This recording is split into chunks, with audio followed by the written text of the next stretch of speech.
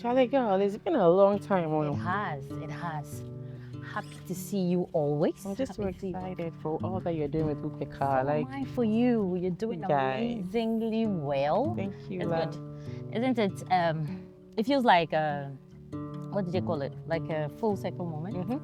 Considering we grew up together in the same neighborhood and all of that, so it feels nice to always see like a familiar face that is equally thriving. Thank you. In their industry. So well done. Well but done. you know, you guys, since you are here, dear, where are we going? What's the plan? Wait, let me tell you.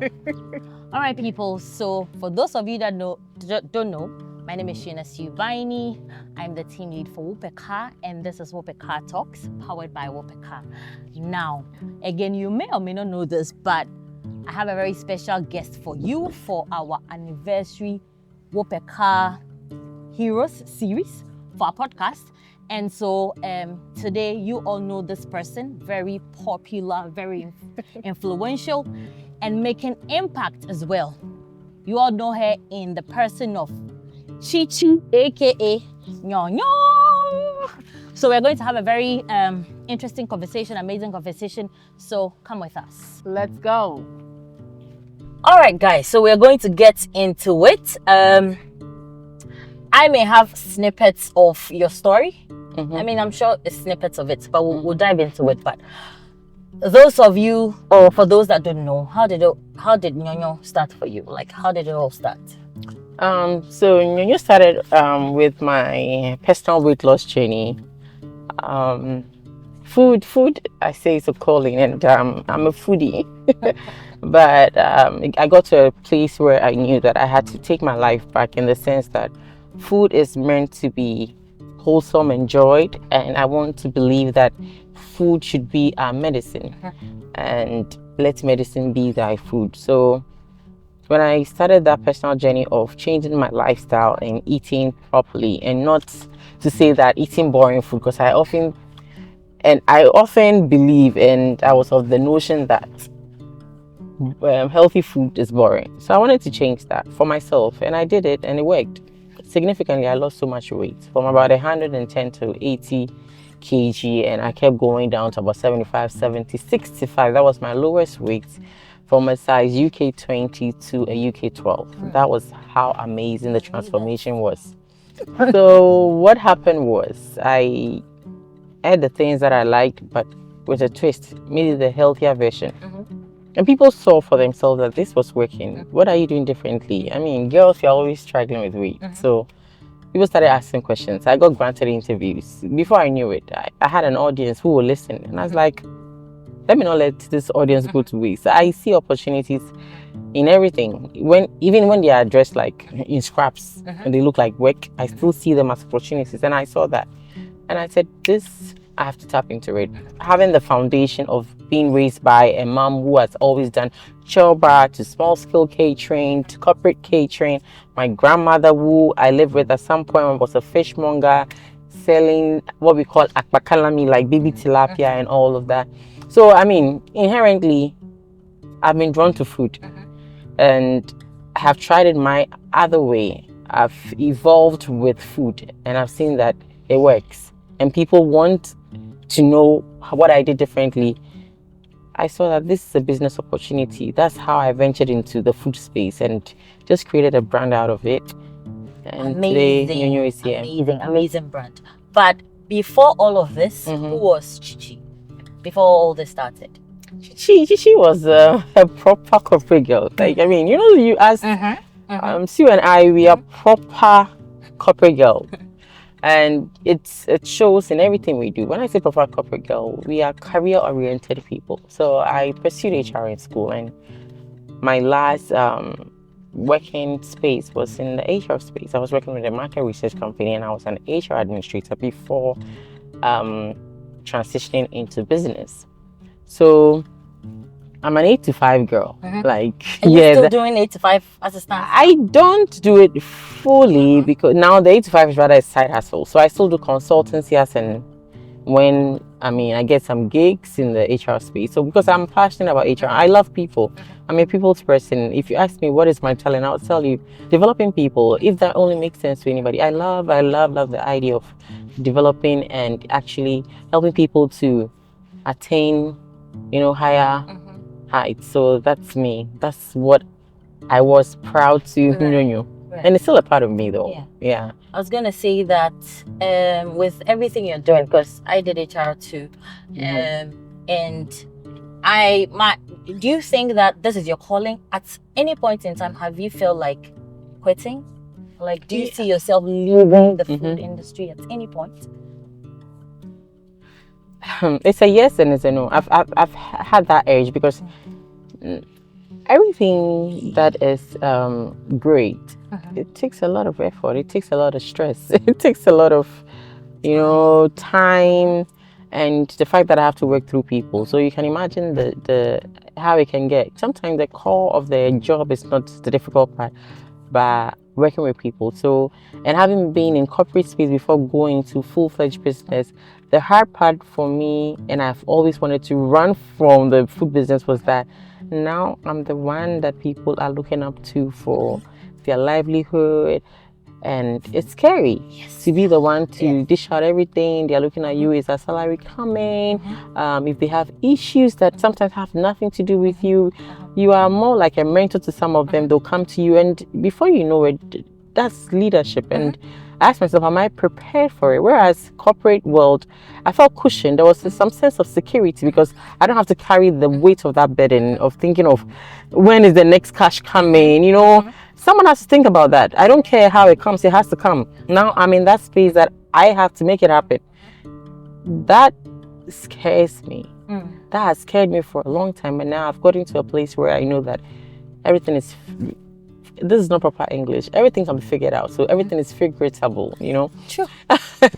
So it is proper English where we come from. Yeah. I'm in that space now that I now know without any doubt I'm born to do this. Speaking of HR, speaking of purpose, speaking of the fact that now people look up to you, I have seen you, and I know that sometimes you have a very, I don't want to call it innovative, or it is innovative ways of rewarding your people. And it goes as far as you taking them out of the country. You just say you do the most with your people. You've set a certain standard. What inspired that one? And how are you managing? Where is that resource coming from? Because we are thinking about where the salary is coming from. How does it get to the point where now you are carrying somebody from Accra to Dubai? Just say, what's going on there? I love to travel. I love to travel, and I feel exposure opens people up to the endless possibilities out there. And I remember the first few years in business, when I travel, I go on holidays and I come back. I'm telling them, hey, people are doing this, people are doing that. Hey, look at this hotel I slept in, look at the way the buffet was spread out, look at that. Look at even the new set of cookware that people are using, the creative way people are even using our own banana leaf that we have abundance of in this country. So you are exposed to so many things. So I know how much that has impacted the way I think, the way I operate. And if I'm going to do this thing called business with this set of people, I want them to have an idea that is not limiting. So that's how we started awarding people through travel. Not one or two, we have, I think, 3. And just for them to see for themselves, so it's not. I think 3, like it's a small thing. It's big, because how many companies, if it's not for work, you see, that's also a part where people do it's leisure. Some I don't even go with them. It's all all expense paid. People do this, but for work. You do it specifically to reward somebody to go and chill. So it's a huge deal. Now, speaking of impact, because this is one way that you impact life, I also know that you organize these trainings for up and coming foodpreneurs and all that. Tell us about that. There's a point where, as a business owner, you are not just thinking about what comes, that's in the profit margin. Of course, we are in business to make money, isn't it? But I have a heart and a soul. As an HR, how we think. We never want to put a cap on anything. So someone will ask, why are you even giving these people industry trade secrets so that they end up being even your competition? These are your immediate competition. What is going on? But I'm of the notion that abundance, there is enough for all of us. I strongly believe that, and also I cannot cater to everybody, and healthy competition even fosters, creativity. Yeah. So, and as I've evolved and I've set actually a mark in the food industry in Ghana, people come to me, they slide in my DM. I'm out there. I've built a personal brand for myself. I want to believe I'm their Instagram sister. So, what is the point when you claim you are a sister and you're sitting on, things Information to get us to the next level? So people started asking questions, and I'm like, you know what? You can't die with some of the things that you have learned, and now you don't have to sit in just classrooms to acquire these things. And now that you have them, how do you pass them on? That's legacy in itself. I was gonna say And I just said, you know what? The business of catering by NyoNyo should be bred, and let's find a way to ignite the next foodpreneur on the ground keys, tools to equip them to be able to, set up their own successful food businesses. And that was even free. The very first maiden one was free.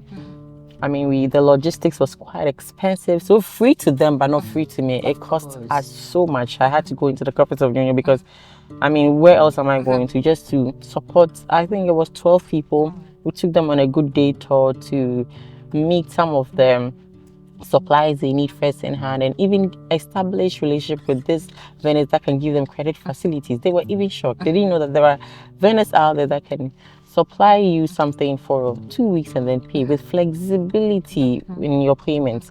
So these are some of the things that we did with the business of catering. Beyond that, we did one-on-one consultation with people around the world, Asia, Europe, you name it, so that we are not limiting it to in-person, anyone, anywhere, because we believe we are in a virtual world. And that's what TBC is doing, just to, teach the next sister, the next brother, industry trade secrets, so that they can also become the big thing in the food space, because there is so much empty and there's so much hungry bellies to feed.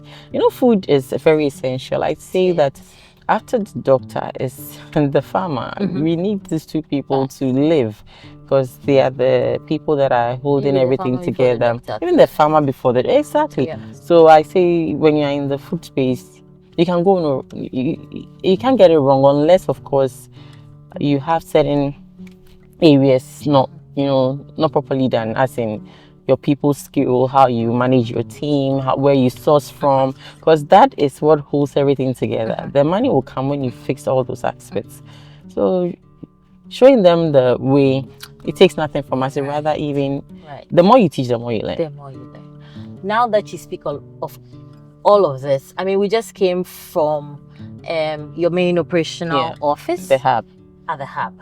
And I know that you house some of the people there. Have you ever thought about a school for your people? You call them food entrepreneurs, right? Have you ever thought about that? Or is that... I mean, I've thought about that, but I look at it that it's not something I want to do alone. I believe in collaboration. So I've had people also show interest, and I hope that I'm very religious. I pray that God bring the right people my way that could help take the business of catering to the next level, because so we can have these short courses for them, and that will be certified courses as well, and then we can just set them up. All right. My next question: you have set an industry standard in terms of your customer experience. Look, the way you even speak to me when I call to order food sometimes, mind you, I have been at your Accra branch maybe 3-4 times, because I myself have clients in that area. So typically when I go there to say hello, meet them and all of that, I'd walk in, buy food. Look, when we say excellence, people are excellent. Thank you. How are you doing that? Consistently. How long have you been in the business, by the way? We are in our 10th year, actually. Are we doing something big? Yeah, definitely people will market. 10 is a big feat, so definitely we'll market. I personally like good stuff. Our name in itself says good. NyoNyo means good stuff. So if your name says good stuff, you might as well just dish it out. So for me, I cannot compromise on quality all round 360 experience for the customer, because I want, when we orient any of our new people, we bring them on board and we let them understand that, listen, over here the client is very important, and it's not just a saying. We have to live it. We have to let them feel it, because we need them to come back. I'm not here to look for new clients. I want to retain everybody that walks through my door. True. So save the company the extra costs to always be pitching or marketing, looking for people, but rather let's think about the idea that anybody that walks in should be a walking billboard by default for the company. And imagine if we are doing it right and 50 people walk through our door, and these 50 people, we meet their need and then we give them an awesome experience and they become ambassadors for the company.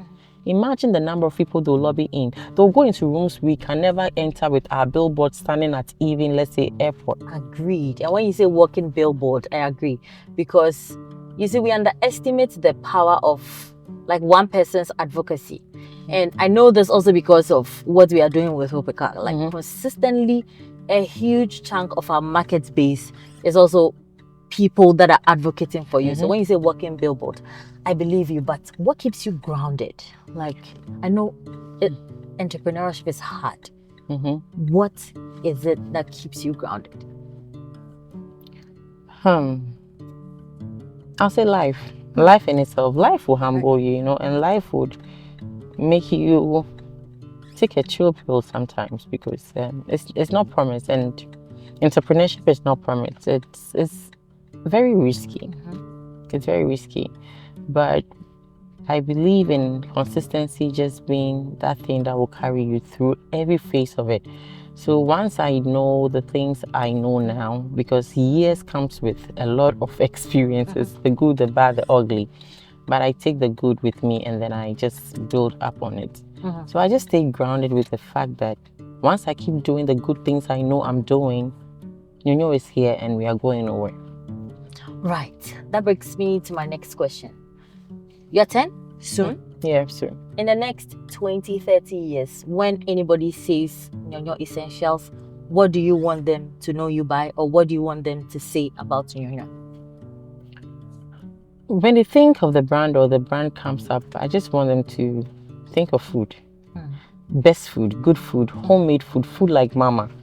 And also to think about a company that is very key on impact. And a charitable company. So not just we looking at our personal gains, but how we can actually reinvest some of the gains into the community.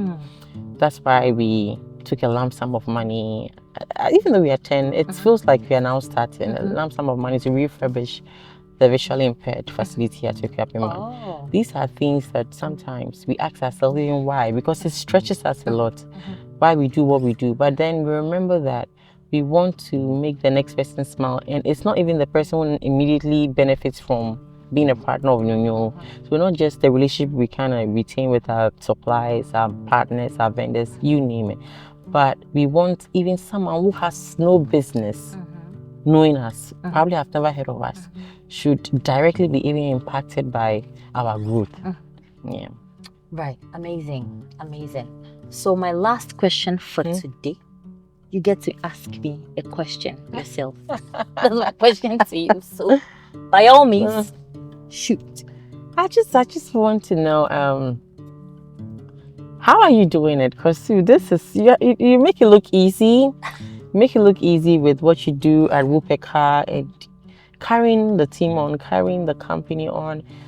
You are one out of a million. Honestly, I just want to know how you do it and what keeps you going.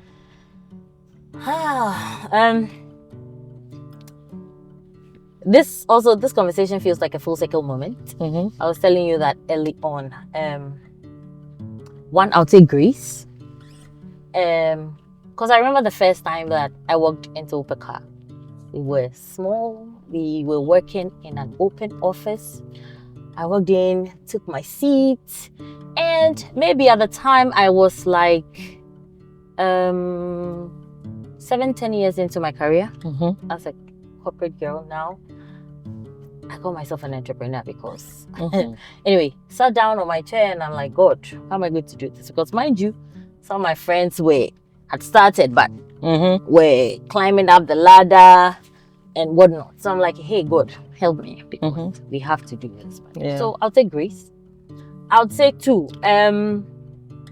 Strategy, consistency, and to be honest, customer experience. Customer experience. Customer experience. You're also good at that. You're really good at that.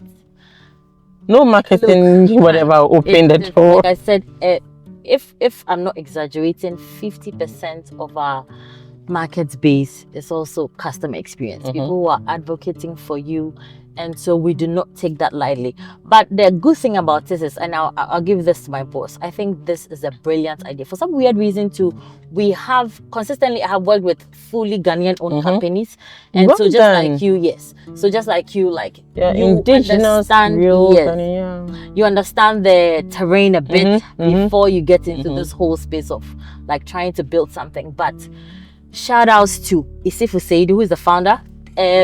This is an absolutely brilliant idea, and we're actually solving a problem.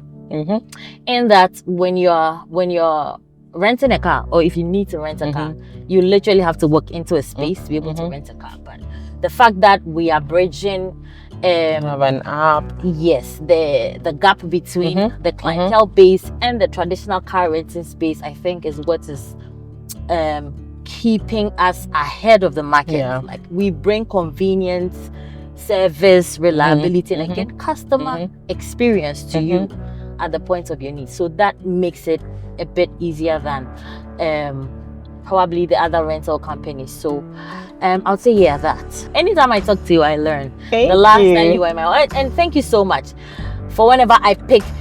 I'm also grateful for life and the people around me, because anytime I pick up my phone to call somebody to come and do something or to collaborate with me, it's so much easy. What is the one thing that you would tell any entrepreneur that is starting out? What's the one advice you give? Extend yourself grace, and be very patient with your growth, and understand that nothing good comes easy. It takes time. And there is this saying that I say, because I'm a very I'm a faith-based girl. The darkest hour is before dawn, and when you're doing something, then it feels like it's pulling you from all sides. Know that you are closer to your goal than you think. So just be patient and know that it always pans out well. And while you are going through it, build character. And also make sure that you are not doing it in isolation. Find your people. And make sure you are also their people. You shouldn't be one-sided. Yeah. All right. Thank you so much. It's been an amazing time with you, Chichi. Thank you so much. Always grateful to have you. And thank you, everyone who has been watching us. I hope you found this insightful. See you on our next episode. Bye.